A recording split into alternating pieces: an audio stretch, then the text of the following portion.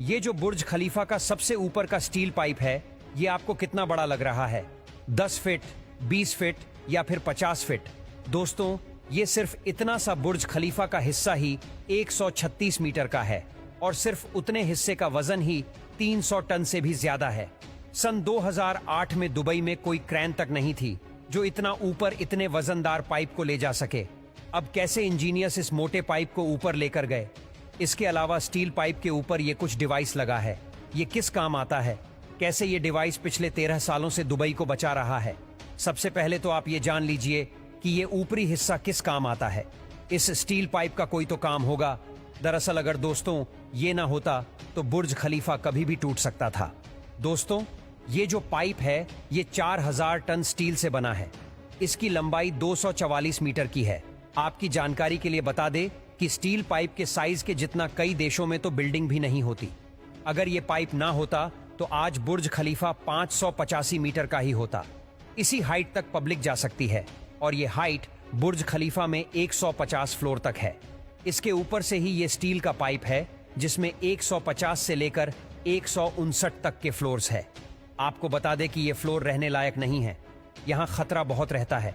तेज हवा जब चलती है तो ये ऊपरी हिस्सा 6 फीट तक इधर उधर होता है और ऊपरी हिस्से का इतना हिलना ये कोई इंजीनियर्स की गलती नहीं, बल्कि ये बुर्ज खलीफा की खासियत है।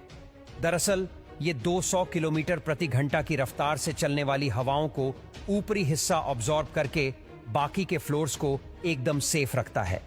अमेरिकन इंजीनियर विलियम बेकर ने इसके डिजाइन को बनाया था और इनके डिजाइन के मुताबिक ये हवाओं को रोकता ही नहीं बल्कि कंफ्यूज भी करता है। बुर्ज खलीफा के ये जो 154 फ्लोर्स है वो बटर्स वॉल के सहारे खड़े हैं और बाकी के बचे हुए ऊपर के फ्लोर स्टील के सहारे खड़े हैं। अब अगर ये स्टील ना होती तो ऊपर के माले हिलने पर कंक्रीट में क्रैक्स जरूर आ जाते और बाकी के सारे फ्लोर्स बर्बाद हो जाते और इसीलिए ऊपर से इसे स्टील से बनाया गया है। इसके अलावा आप यकीन नहीं करेंगे कि बुर्ज खलीफा के टॉप पर लगा ये डिवाइस दुबई को पिछले 13 सालों से बचा रहा है। दरअसल इंजीनियरिंग भाषा में इसे लाइटिंग अरेस्टर कहते हैं। इस डिवाइस में एक छोटा सा सेंसर है जो बादलों में मौजूद एक्टिव चार्ज को डिटेक्ट करता है। अब ये लाइटिंग अरेस्टर इसका ऑपोजिट चार्ज जनरेट करके लाइटनिंग को अपनी तरफ खींच लेता है और इसके बाद स्टील की मोटी वायर के जरिए ये सारा करंट पूरी बिल्डिंग को बचाता हुआ नीचे धरती में चला जाता है। 18 से 20 बार इस डिवाइस ने बिजली से दुबई को बचाया है।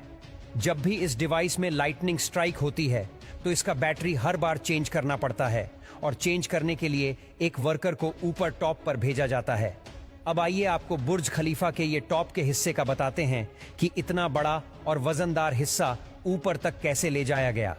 पहले तो काफी समय तक इसका सल्यूशन ही नहीं मिल रहा था, लेकिन फिर इंजीनियरिंग टीम ने यह डिसाइड किया कि हम इस पाइप को बुर्ज खलीफा के अंदर ही बनाएंगे।